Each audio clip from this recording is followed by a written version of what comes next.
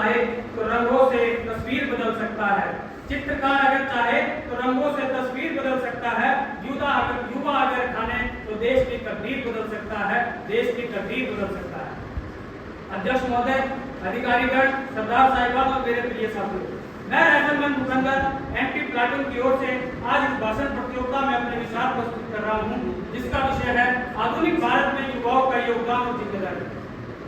अध्यक्ष महोदय, यह कहना तनिक भी गलत नहीं होगा कि किसी भी देश का सर्वांगीण विकास और भविष्य वहां रहने वाले युवाओं पर निर्भर करता है और उसमें सबसे बड़ा योगदान युवाओं का होता है।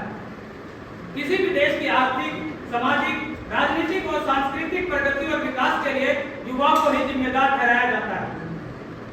हमारा भारत देश, अध्यक्ष महोदय, भारत देश एक युवाओं का देश है जिसमें लगभग 65% जनसंख्या युवाओं की है। जनगणना 2011 में यह बता दिया गया था कि सन 2022 तक युवाओं का औसत आयु 29 वर्ष हो जाएगी, परंतु मैं युवा शब्द को किसी उम्र की सीमा में बांधकर नहीं देखता, बल्कि वह हर एक व्यक्ति जो एक नई ऊर्जा रखता है, नए दौर में नए सोच रखता है, परिवर्तन को स्वीकार करता है, वह युवा है।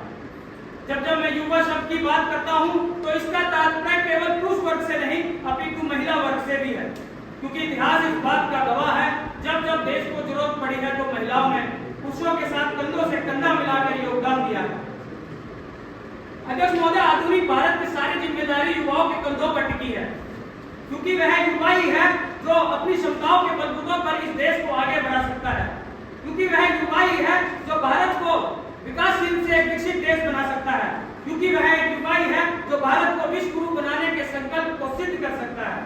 इसलिए कहा जाता है, जिस ओर जवानी चलती है उस ओर जमाना चलता है, जिस ओर जवानी चलती है उस ओर जमाना चलता है।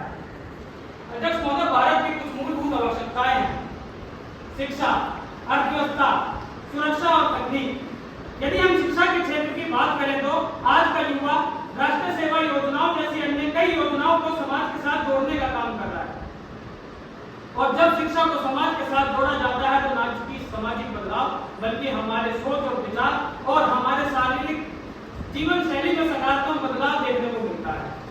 यदि हम तकनीकी क्षेत्र की बात करें तो जब पूरा विश्व अपने प्रयोगों पर ध्रुव कर रहा था तो भारत का युवा अनुसंधानों में प्रयोग करके भारत में ही नहीं बल्कि विदेशों में भी भारत का नाम रोशन कर रहा था और इन भारत देश को डिजिटल इंडिया बनाने में योगदान दे रहा है।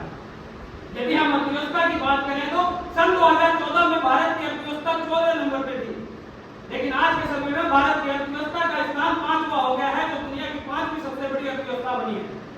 यदि हम सुरक्षा की बात करें तो राजगुरु, सुखदेव और भगत सिंह से लेकर आप लोगों के बीच में से ना जाने कितने युवाओं ने इस देश के लिए अपनी जान की आहुति हंसते हंसते दी।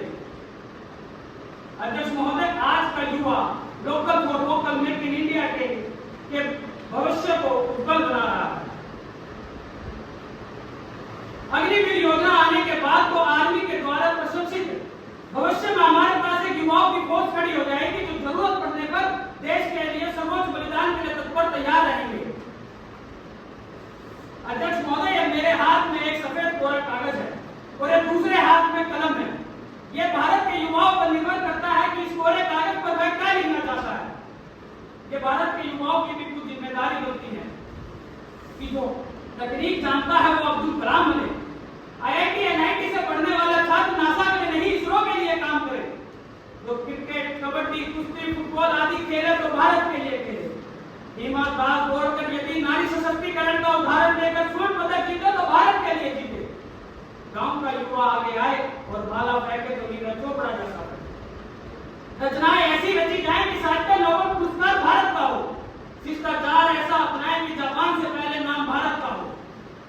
जो दौड़ सकता है वो दौड़े, जो चल सकता है वो चले और जो रेंग सकता है वो रेंगे, लेकिन अपने कर्तव्यों का निर्वहन करे।